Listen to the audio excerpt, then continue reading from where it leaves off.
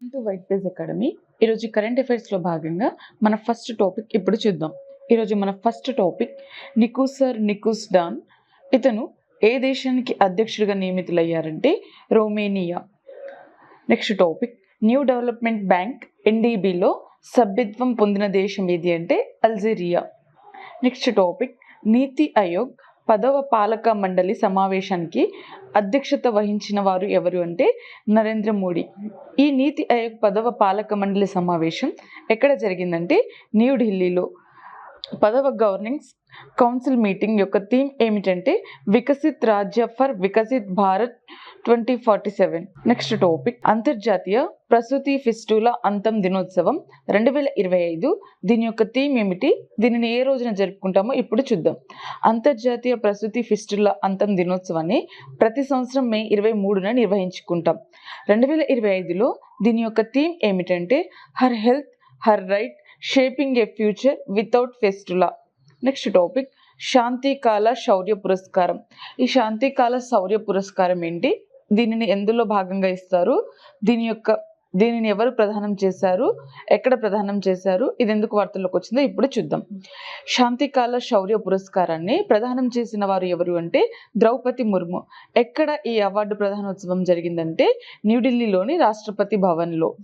ఈ శాంతికాల పౌర పురస్కారాన్ని వివిధ రంగాల్లో ఉగ్రవాద నిరోధక మరియు తిరుగుబాటు నిరోధక కార్యకలాపాల్లో ఎవరైతే అసాధారణ ప్రజలు ఉంటారో ధైర్య సాహసాలు ప్రదర్శించినందుకు భారత సైన్యం, నౌకాదళం, వైమానిక దళం, కేంద్ర సాయుధ పోలీసు దళాలు మరియు జమ్మూ మరియు కాశ్మీర్ పోలీసులకు చెందిన వ్యక్తులకు 6 కీర్తి చక్రాలు మరియు 33 శౌర్య చక్రాలు సహా మొత్తం కలిపి 39 అవార్డులను ప్రదానం చేయబడ్డాయి. కీర్తి చక్ర అంటే శాంతి కాలంలో 2వ అత్యున్నత శౌర్య పురస్కారం.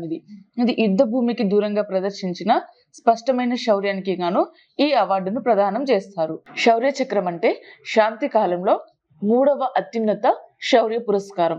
దీనిని అంతర్గత భద్రత మరియు ఉగ్రవాద నిరోధక కార్యకలాపాల్లో ధైర్య సాహసాలకు గాను ఈ అవార్డును ప్రదానం చేస్తారు. Next topic Rising North East Investor Summit. దీనిని ప్రారంభించిన వారు ఎవరు అంటే నరేంద్ర మోడీ. ఎక్కడ ఈ Rising North East Investor Summit ప్రారంభించబడిందంటే న్యూఢిల్లీలోని భారత మండపంలో. ఏ తేదీన దీన్ని ప్రారంభించారంటే May 23, 2025.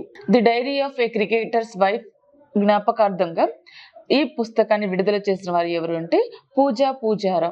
Next topic Karnataka Soaps and Detergents Limited brand ambassador గా ఇటీవల నియమితులైన వారు ఎవరు అంటే తమన్నా భాటియా.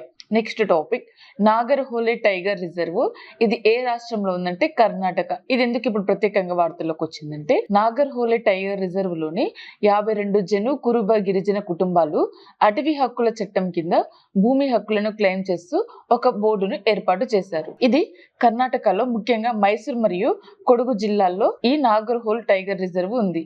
ఈ అభయారణ్యం వల్ల పశ్చిమ మరియు తూర్పు కనుమల పర్వత శ్రేణుల పర్యావరణ సమావేశ స్థానం ఇక్కడ జరిగింది. దీనికి నాగర్హోలే నది అని పేరు పెట్టారు. ఇది అభయారణ్యం లోపల ప్రవహించి కాబిని నదిలో కలుస్తుంది. భారతదేశ సైన్స్ మ్యూజియం ఉద్యమానికి మార్గదర్శకుడిగా నిలిచిన వ్యక్తి మరణించారు. అయితే ఇతని యొక్క పేరు ఏమిటంటే సరోజ్ ఘోష్. ఇతని యొక్క ప్రత్యేకత ఏమిటంటే ఇతను 1979 నుంచి 1997 వరకు నేషనల్ సైన్స్ మ్యూజియం కు నాయకత్వం వహించారు. ఈ NCSM 1978లో కేంద్ర సాంస్కృతిక మంత్రిత్వ శాఖ కింద స్వయం ప్రతిపత్తి కలిగిన సంఘంగా స్థాపించబడింది. దీని యొక్క ప్రధాన కార్యాలయం ఎక్కడ ఉందంటే కోల్కతాలో. Next topic supreme court bar association అధ్యక్షుడిగా ఇటీవల నియమితులైన వారు ఎవరు అంటే వికాస్ సింగ్.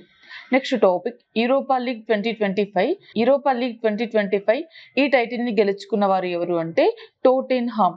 నెక్స్ట్ టాపిక్ భారత క్రికెట్ జట్టు కొత్త టెస్ట్ కెప్టెన్ గా ఇటీవల నియమితులైన వారు ఎవరు అంటే శుభ్మన్ గిల్. సో ఇది ఈ రోజు యొక్క కరెంట్ అఫైర్స్ కి సంబంధించిన టాపిక్. ఈ రోజు క్లాస్ కి సంబంధించిన PDF యాప్ లో ఉంది, డౌన్లోడ్ చేసుకోండి. వీడియోని లైక్ చేయండి, షేర్ చేయండి. Thank you.